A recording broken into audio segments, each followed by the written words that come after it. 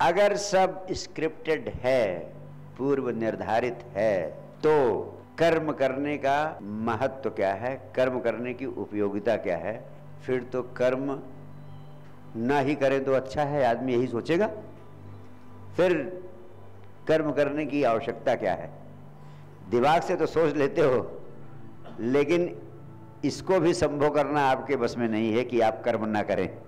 दिमाग से तो सोच रहे हो, लेकिन मैं कहूं कि ठीक है कर्म ना करो, बैठ जाओ, तो क्या आप बैठ पाओगे घर में?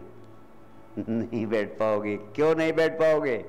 क्योंकि स्क्रिप्टेड है कि तुम ये भी करोगे, वो भी करोगे, ऐसा भी करोगे, वैसा करोगे।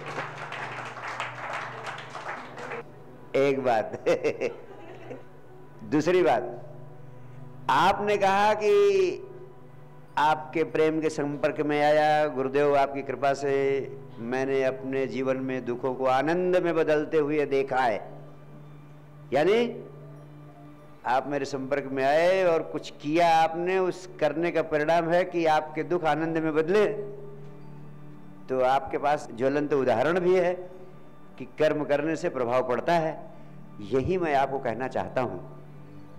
लोग कर्म बंधन की बात करते हैं कि जन्मों जन्मों में जो कर्म किए हैं उन कर्मों का फल तो भोगना ही पड़ेगा इस जन्म में। ऐसा सब लोग कहते हैं। जब निराश होते हैं तो कहते हैं कर्म किए हैं, उनका फल भोगना पड़ रहा है, इसलिए ये दुख झेलना ही पड़ेगा। मैं यहां आपको बात बहुत स्पष्ट कर देना चाहता हूं। अगर आपको मैं बुलाऊं और आप कहूं आप यहां सबके सामने आ जाइए, खड़े हो जाइए, आप खड़े हो जाएंगे। मैं कहूंगा आप अपना बायां पैर उठाइए, आप बायां पैर उठा लेंगे। अब मैं कहूंगा आप दूसरा पैर भी उठाइए, उठा पाएंगे? नहीं। इसी तरह जो आपने कर्म किए हैं जन्मों जन्मों में, उसका प्रभाव इस जन्म में जीवन पर पड़ेगा। उसके कारण आपका एक पैर तो बंधा हुआ है, क्योंकि पिछले जो कर्म किए उनसे एक पैर बंधा हुआ है, लेकिन एक पैर आपका स्वतंत्र है। जो दूसरा पैर आपका स्वतंत्र है, उस पैर का उपयोग करके आप पहले पैर के बंधन से उस पैर को मुक्त कर सकते हैं। सदगुरु की भूमिका यही है कि जो पैर आपका स्वतंत्र है उसमें इतनी शक्ति पैदा करने की चेष्टा करता है आपके सहयोग से। अगर आप सदगुरु को सहयोग दोगे तो आपका जो पैर स्वतंत्र है उसका उपयोग करके आपके दूसरे पैर के बंधन से भी आपको मुक्त कर सकता है। यही सदगुरु की भूमिका है और ये स्क्रिप्टेड है कि आपको सदगुरु के सहयोग से मुक्त होना है। इसलिए आपके जीवन में मेरी उपयोगिता है। जिनको नहीं स्क्रिप्टेड है उनके जीवन में मैं नहीं जा पाऊंगा, चाहे कितना भी कोशिश करूं। स्क्रिप्टेड है कि आपको यहां आना था, स्क्रिप्टेड है कि यहां मैं कुछ करूंगा, स्क्रिप्टेड है यहां मैं किसी रूप में आपके भीतर प्रवेश करूंगा और आपके भीतर आपके साथ साथ जाऊंगा आपके जीवन में और आपके जीवन में रूपांतरण करूंगा। तो इतने ही लोग तो आए, मैंने तो सारे हिंदुस्तान में निमंत्रण दिया था। आए सिर्फ इतने लोग जितने इस हाल में आ सकते हैं, क्योंकि स्क्रिप्टेड था कि इतने लोग आएंगे, आप ही लोग हैं मेरे, इसलिए आप यहाँ आए हैं। और मैं आपसे कहूँ, आप मेरी अकर्म के सिद्धांत को स्वीकार कर लें तो सबसे बड़ी बात, आपका नुकसान क्या होने वाला है?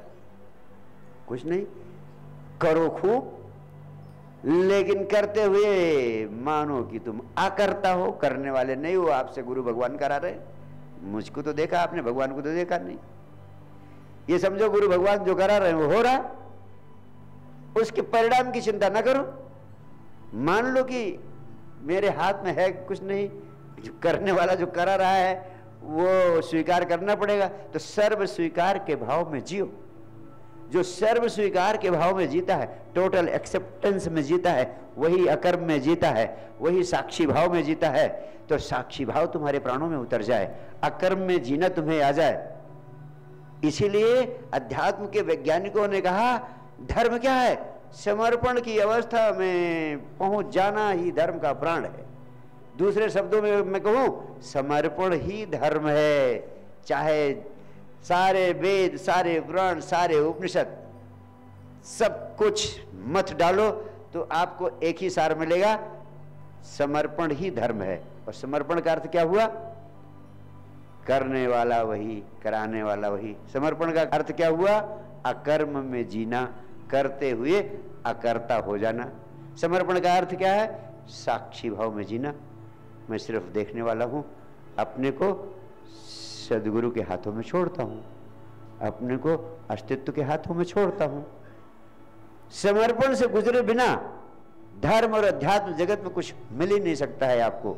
इसलिए जितने सूत्र आपको बता रहा हूं, अगर उन सूत्रों का अभ्यास करेंगे तो आपके जीवन में सबसे महत्वपूर्ण बात क्या होगी? समर्पण की घटना घटेगी। यानी आपके जीवन से संघर्ष विदा हो जाएगा। जहां समर्पण है वहां संघर्ष क्या? आपने तो अपने को मेरे हाथों में छोड़ दिया, आपने अपने को अस्तित्व के हाथों में छोड़ दिया। अब जो कराना चाहे कराए, जहां ले जाना चाहे ले जाए। ना आपकी कोई चाह, ना आपकी कोई मंजिल, जहां ले जाए वही मंजिल। ये अकर्म में जीने का परिणाम होगा, ये साक्षी भाव में जीने का परिणाम होगा। और इसी को कहते हैं समर्पण की अवस्था में होना। ये प्रज्ञा आपके प्राणों में स्थापित हो जाए तो फिर तुम यहां से जाओगे तो बदले हुए जाओगे कि नहीं जाओगे? 100% बदले हुए जाओगे। और इस भरोसे से जाना है कि तुम्हारा सदगुरु बैठा है, तुम्हारी जिंदगी के उन सारे मच्छरों की देखभाल कर रहा है जो तुम्हारे मुंह पे बन बना रहे हैं। गुरु को कहते हैं क्या? चौकीदार। मैं तुम्हारा चौकीदार ही तो हूं और कहता हूं तुम मजे से जियो। तो चौकीदार पे भरोसा कर लो। अगर तुम चौकीदार पे भरोसा करोगे तो चैन की नींद सोओगे, संघर्ष शून्य हो जाओगे। और चौकीदार पे भरोसा नहीं करोगे तो बेमौत मारे जाओगे। फिर तुम्हें कोई नहीं बचा सकता। बड़ा से बड़ा सदगुरु, बड़ा से बड़ा परमात्मा भी नहीं बचा सकता। भरोसा ही समर्पण का प्राण है। बहुत बहुत प्यार, बहुत बहुत आशीर्वाद।